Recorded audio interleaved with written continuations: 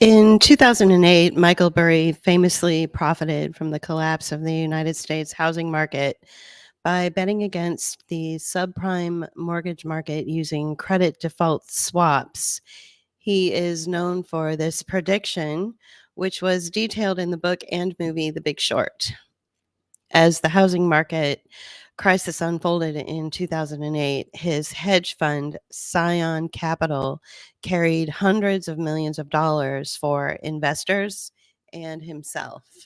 The bet, Burry took out credit default swaps, which are like insurance policies, on mortgage backed securities that he believed were built on junk subprime loans. The outcome? When the housing market crashed and homeowners defaulting on their mortgages surged, the value of these credit default swaps increased dramatically. The profit? His fund made approximately $725 million for investors, with Burry personally earning around $100 million. The legacy? This successful and contrarian bet established his reputation as a highly successful investor, leading to his portrayal in the book and film The Big Short. Michael Burry's short position on the housing market preceded the 2008 financial crisis and the Great Recession, which led to significant increases in family homelessness and housing stability across the United States. The impact of the financial crisis, the housing market crash that followed Michael Burry's bets around 2007 and 2008 triggered a major economic downturn that directly impacted the country's housing stability, such as increased homelessness. The crisis led to a sharp rise in the number of families experiencing homelessness. For example, between late 2007 and late 2008, New York City saw a 40% jump in families entering homeless shelters. Massachusetts, a 32% increase, and Los Angeles County, a 12% increase. Why? This sounds like a lot like a caste system. Is this Make America Great Again? Foreclosures and job losses. Nearly 9 million people lost their jobs, and at least 10 million Americans lost their homes to foreclosure during and immediately after the 2008 financial crisis. Renters in foreclosed properties were also highly vulnerable, with about 40% of families facing eviction due to foreclosure. The housing instability. The lack of affordable housing was identified as a primary driver. Even before the crash, many extremely low income individuals were spending more than half their income on rent, leaving them with no safety net when the recession hit. The government response. In response to the growing crisis, the government implemented programs like the Homelessness Prevention and Rapid Rehousing Program in 2009. This program was credited with preventing or ending homelessness for 1.3 million people, suggesting that policy intervention helped mitigate a potentially worse outcome. Since then, the housing market has never stabilized. During the 2025 government shutdown, Burry announced he was utilizing the same tools to short the AI market. He predicted the implementation of artificial intelligence has no substance, and the technology to support it simply doesn't exist. He accurately describes a failing industry. Faulty and fraudulent market trends support AI, and Burry seeks to bet against those junky trends. His hedge fund, Scion Asset Management, invested in put options, a form of a short bet, with a combined national value approximately $1.1 billion against AI-related companies, NVIDIA, and Palantir. The government shutdown was a financial reset. and he saw the manipulation of the market, thinking he could short it like he did before. His announcement to short Nvidia and Palantir and AI in general was the signal the government needed in order to rearrange the deck chairs and open back up again. Double down on investing into this house of cards that is AI, pull a switcheroo and actually short Michael Burry. Burry announced the same day the government shutdown ended that he was closing his fund, Scion Asset Management, not because he was wrong about the instability of a false market, because he can't win against the House, specifically the White House. With David Sachs installed as the AI czar, he is the mouthpiece for his bestie, Peter Thiel. When you've got an industry being manipulated and funded almost entirely by the US government, leaning on taxpayers to fuel it to go, you can't win. While Burry takes his cue and exits stage left, the US government continues to rearrange the deck chairs and begins the hunt on American citizens. The Great Recession of 2008 is going to look like a cakewalk, and no one wins except a few Silicon Valley billionaires. What we can expect in the future is a rise of the homeless population, junk financial tools based on fraud to circumvent defaulting mortgages, and an open door policy to fast tracking immigrant and undocumented workers, especially in the professional sector. To occupy American homes and make up the difference. In the meantime, the corporations that run AI, especially Amazon Web Services or AWS, which provides a comprehensive suite of services for artificial intelligence, offering everything from pre-trained AI services for immediate use to the infrastructure and tools needed to build, train, and deploy custom models, are overwhelming local power grids.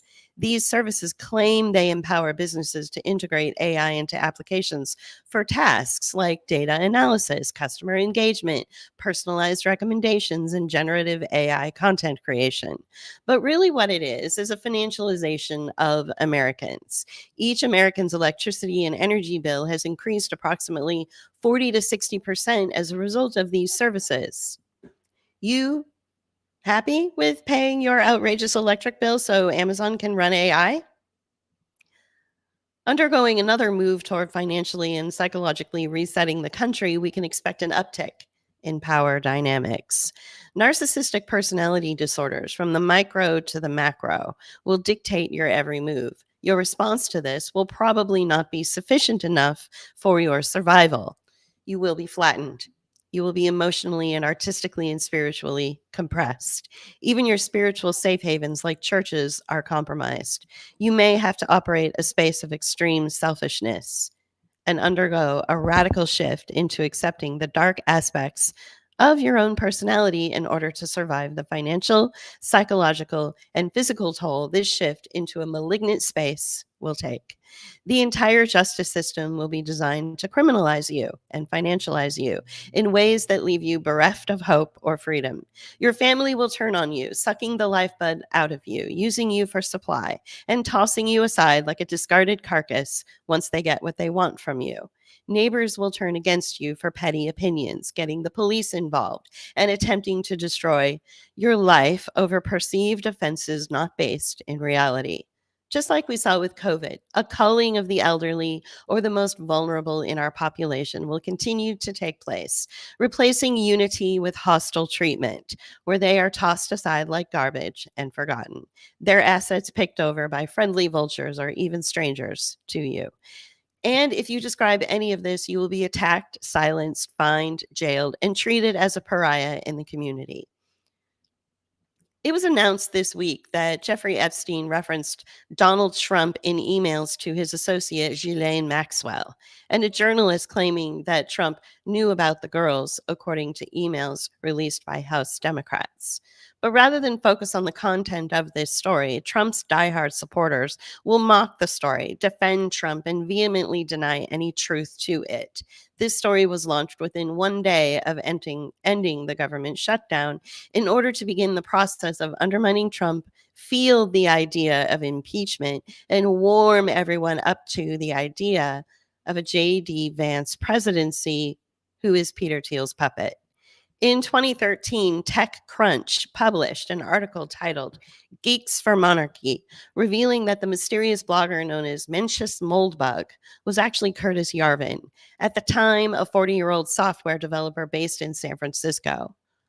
Alongside his political writings about reshaping American government, Yarvin was also developing a new computer operating system, something he imagined as a kind of digital republic.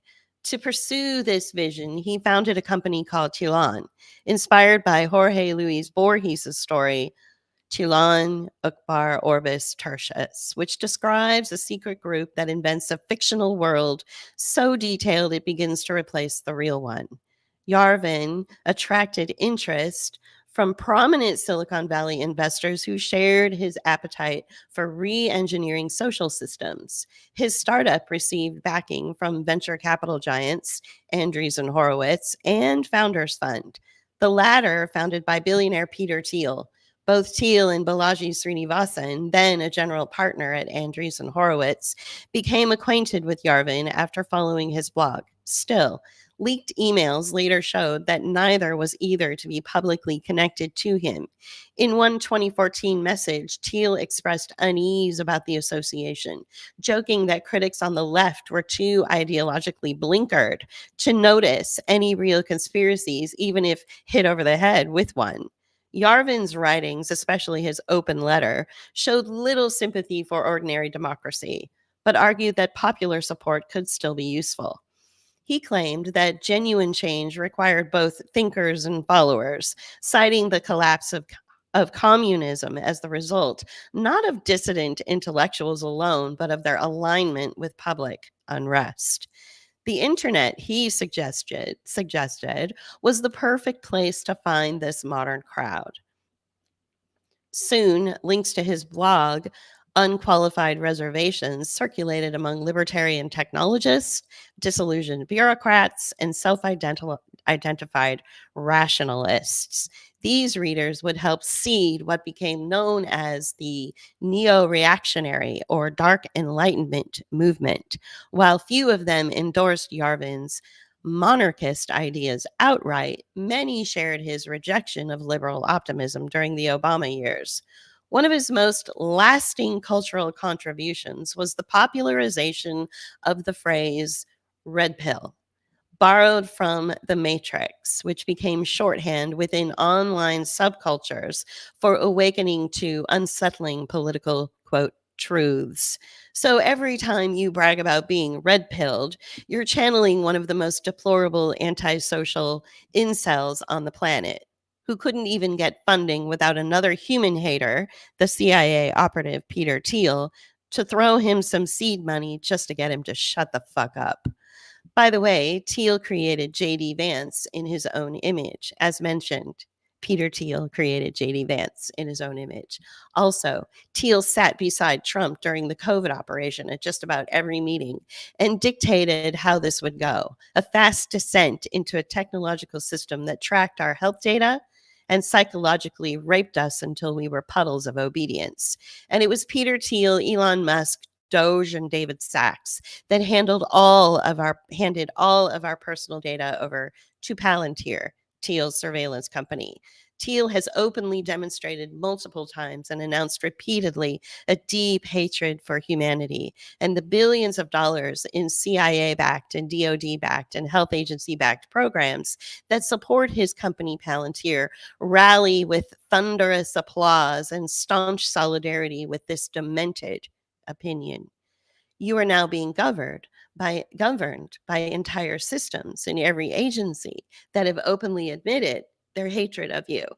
You are prey to a system designed and controlled by predators. When you are the prey, your fight or flight response to being prey overwhelms your emotional systems, and yet you don't recognize it. You're too busy with life's immediate emergencies to make room for it, or too distracted to examine it. you don't understand it, and you deny it. This is all normal because our human capacity for acknowledging pain is very, very limited. But I think you've become so accustomed to being prey, you're in a permanent state of Stockholm syndrome. This makes you dangerous to individuals who interact with you. It makes you uneven, unstable, and untrustworthy, and totally unaware. And of course, when I say you, I don't mean you specifically, but I think of the collective you as a whole. You cannot survive the onset of this malignantly designed system that has no functionality except to extort you, exploit you, and hunt you, and leave you to suffer your corpse and die. Why do you think the story of Milan prosecutors investigating alleged sniper tourism during the Bosnian War is trending now? Italians allegedly paid members of the Bosnian Serb army for trips to Sarajevo so that they could kill citizens during the 4-year siege of the city in the 1990s. They took advantage of a beleaguered and rampaged people and found sport. More than 10,000 people were killed in Sarajevo by constant shelling and sniper fire between 1992 and 1996 in what was the longest siege in modern history. After Bosnia and Herzegovina declared independence from Yugoslavia. The tourist snipers were perhaps the most feared element of life under siege in Sarajevo because they would pick off people on the streets, including children, at random as if it was a video game or a safari. We are talking about wealthy people with reputations, businessmen, who during the siege of Sarajevo paid to kill unarmed citizens. They left their posh and lovely life in Trieste for a manhunt, and then once they satisfied their human hunting sport, returned to their respectable daily lives as if they just returned from a holiday.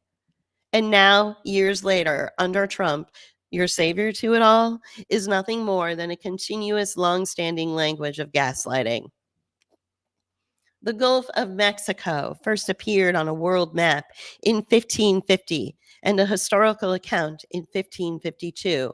As with other large bodies of water, Europeans named the Gulf after Mexico, land of the Mexica, because mariners needed to cross the Gulf to reach that destination. This name has been the most common name since the mid 17th century, when it was still considered a Spanish sea. French Jesuits used this name as early as 1672. In the 18th century, Spanish Admiralty charts similarly labeled the Gulf as Mexican Cove or Mexican Sound.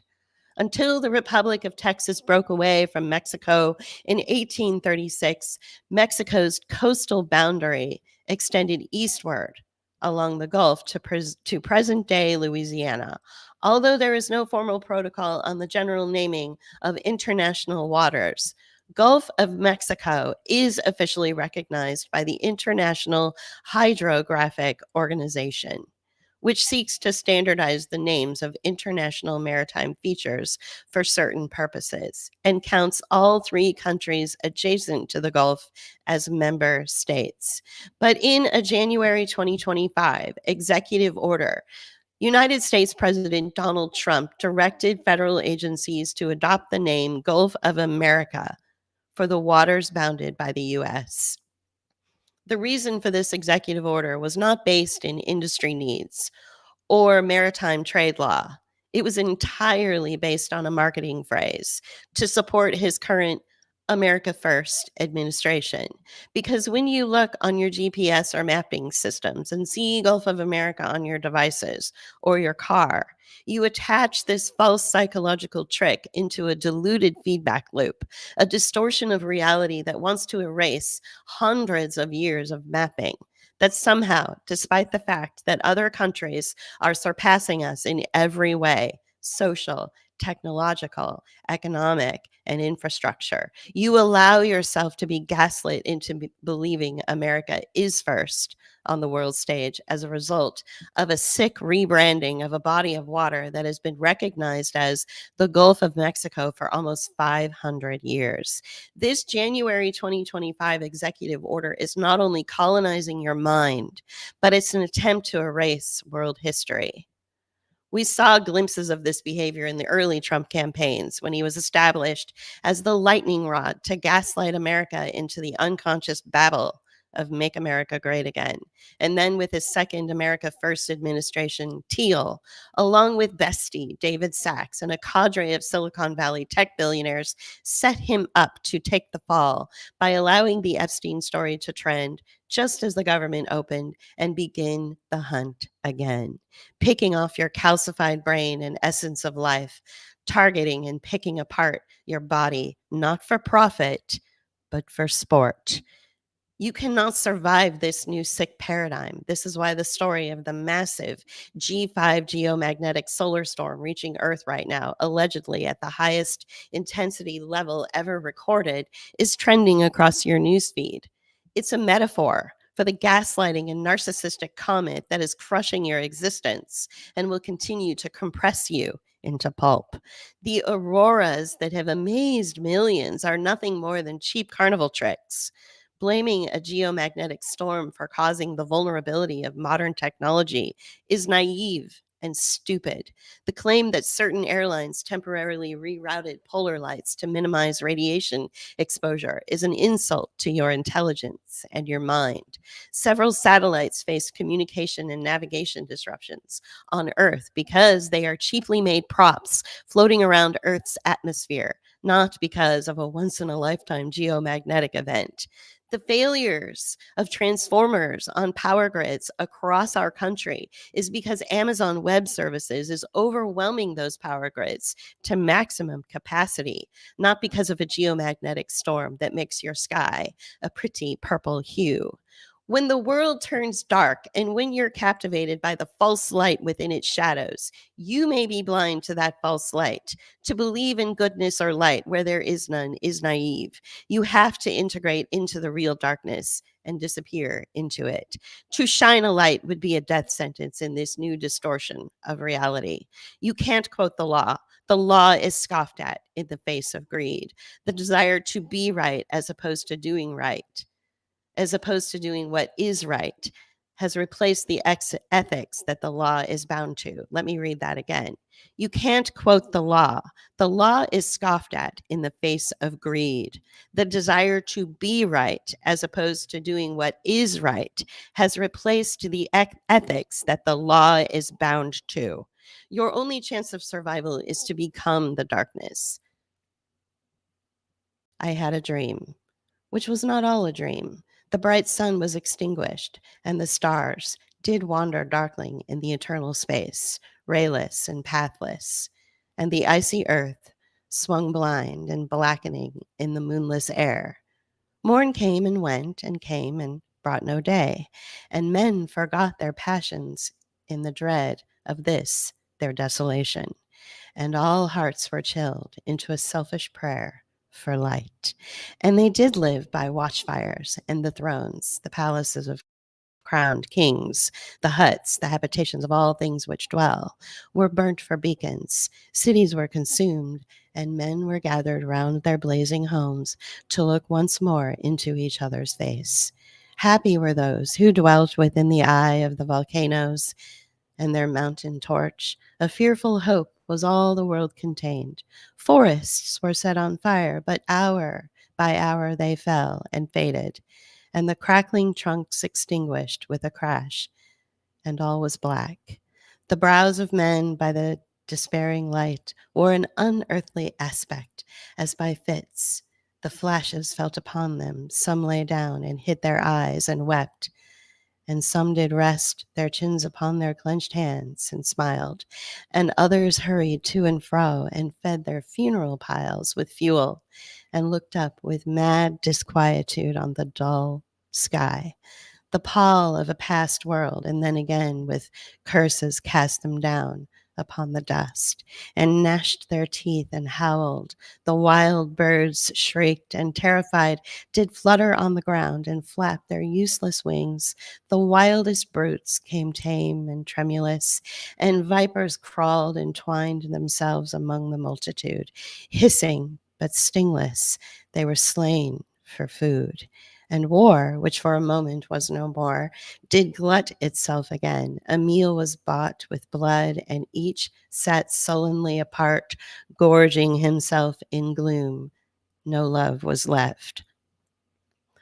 All earth was but one thought, and that was death, immediate and inglorious. And the pang of famine fed upon all entrails. Men died, and their bones were tombless as their flesh. The meager by the meager were devoured. Even dogs assailed their masters, all save one, and he was faithful to a course, and kept the birds and beasts and famished men at bay. The hunger clung them, or the dropping dead lured the lank jaws. Himself sought out no food, but with a piteous and perpetual moan, and a quick desolate cry, licking the hand which answered not, with a caress he died.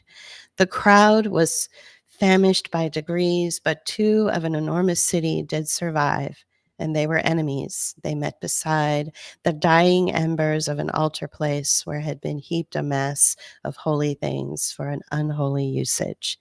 They raked up and shivering scraped with their cold skeleton hands the feeble ashes in their feeble breath, blew for a little life, and made a flame which was a mockery. Then they lifted up their eyes as it grew lighter and beheld each other's aspects, saw and shrieked, and died. Even of their mutual hideousness, they died, unknowing who he was upon whose brow famine had written fiend. The world was void. The populous and the powerful was a lump, seasonless, herbless, treeless, manless, lifeless, a lump of death, a chaos of hard clay. The rivers, lakes, and ocean all stood still, and nothing stirred within their silent depths. Ships, sailorless, lay rotting on the sea, and their masts fell down piecemeal as they dropped. They slept on the abyss without a surge. The waves were dead, the tides were in their grave, the moon, their mistress, had expired before. The winds were withered in the stagnant air, and the clouds perished. Darkness had no need of aid from them. She was the universe. That was Darkness, a poem written by what some consider the most flamboyant and notorious of the major English Romantic poets, George Gordon, also known as Lord Byron.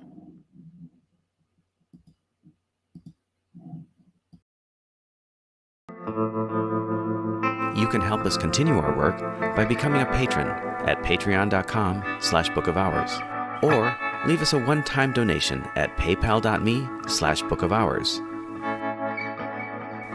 Or you can use Cash App. Thank you.